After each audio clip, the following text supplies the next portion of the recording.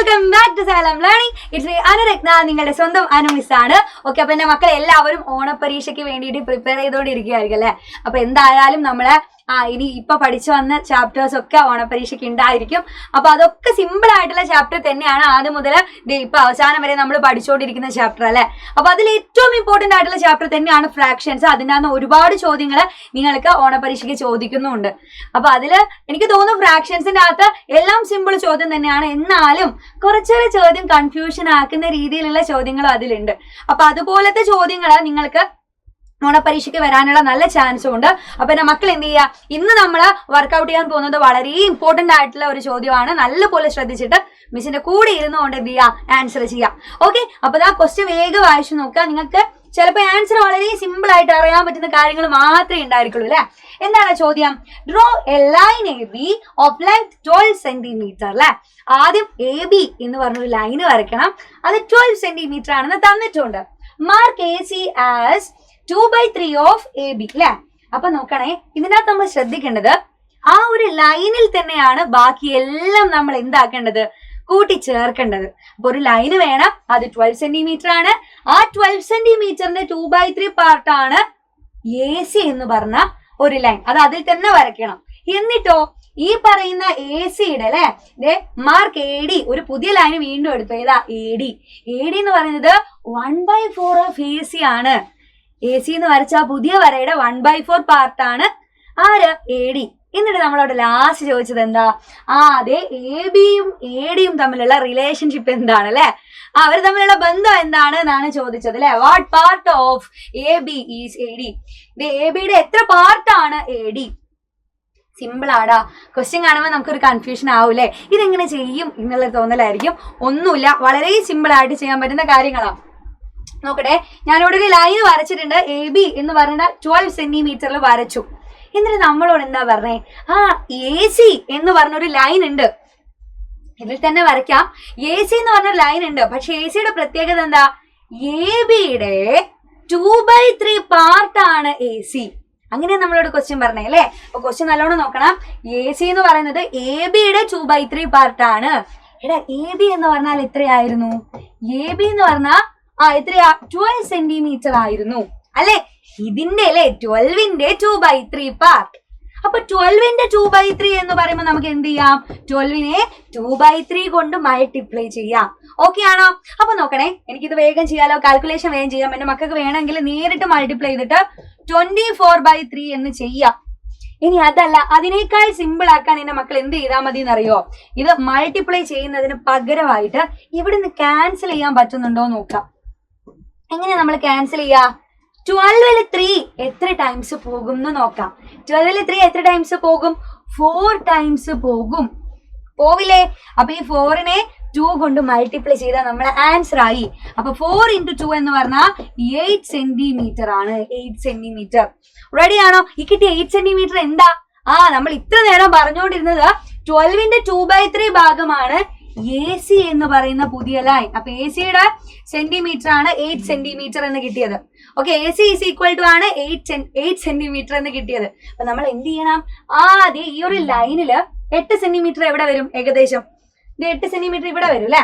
ഇവിടെ വരെ 8 സെന്റിമീറ്റർ ആയിരിക്കും.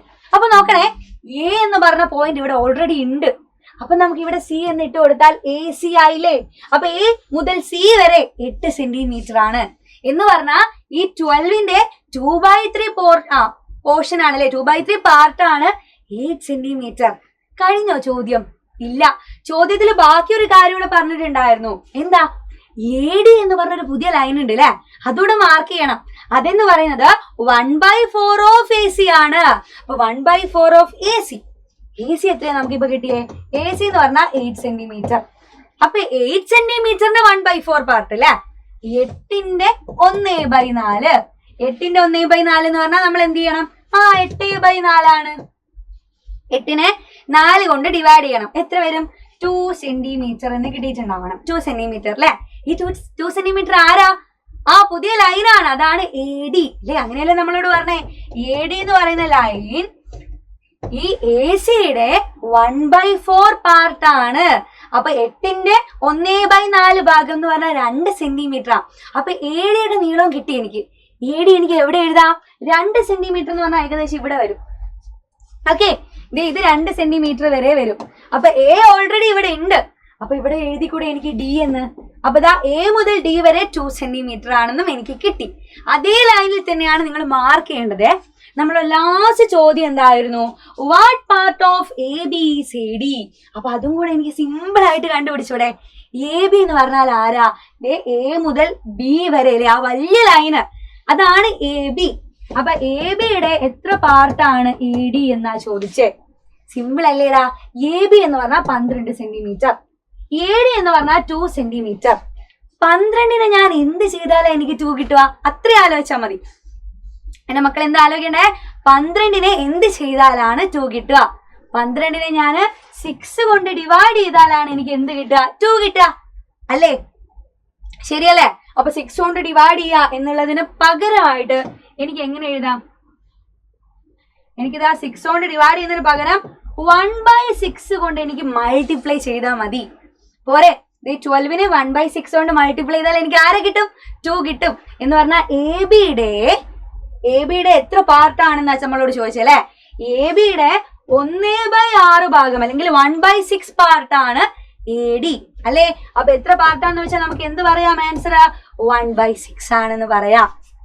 ഓക്കെ, അപ്പൊ സിമ്പിൾ ആയിട്ടുള്ള ചോദ്യം ഇത്, വളരെ സിമ്പിൾ ആയിട്ടുള്ള ചോദ്യം. അപ്പൊ ഇത് അധിക പേരും തെറ്റിക്കുന്ന ഒരു ചോദ്യവും കൂടെയാണ്. അപ്പൊ അതുകൊണ്ട് ഏറ്റവും കൂടുതൽ ഇമ്പോർട്ടന്റ് എന്ന് തോന്നിയത് കൊണ്ടാണ് മിസ് ഇത് ഇവിടെ കൊണ്ടുവന്നത്. പിന്നെ മക്കൾക്ക് കുറെ പേർക്ക് സംശയമുള്ള ഒരു സെക്ഷനും കൂടെ ആയിരുന്നു. അതുപോലെ എനിക്ക് പറയാനുള്ളത്, ഓണപരീക്ഷന്റെ സമയമാണ്. പ്രീവിയസ് ക്വസ്റ്റ്യൻസ് ഒക്കെ എടുത്ത് വെച്ചിട്ട് മക്കള് എന്താക്കണം? നോക്കി ചെയ്ത് പഠിക്കണം. അപ്പൊ അതിലും എവിടെയെങ്കിലും സംശയങ്ങൾ ഉണ്ടെങ്കിൽ നമുക്ക് എന്ത് ചെയ്യാം? ക്ലിയർ ചെയ്യാം. അപ്പൊ ദാ ഈ ഒരു ചോദ്യം ചെയ്ത പോലെ വളരെ സിമ്പിൾ ആയിട്ട് തന്നെ ഇതേ ഒരു കുഞ്ഞു ക്വസ്റ്റ്യൻ ഞാൻ ഇവിടെ കൊടുക്കുന്നുണ്ട് ബോർഡില്. അതുകൂടെ ഒന്ന് എന്റെ മക്കളെ ചെയ്യാൻ വേണ്ടിയിട്ട് ശ്രമിക്കാം. വളരെ സിമ്പിൾ ആയിട്ടുള്ള ചോദ്യമാണ് കേട്ടോ. ഇതൊരു ചെറിയ ഹോംവർക്ക് ആയിട്ട് എടുത്താൽ മതി. എന്നിട്ട് ആൻസർ കമന്റ് ബോക്സിൽ വന്നിട്ട് പറയാം.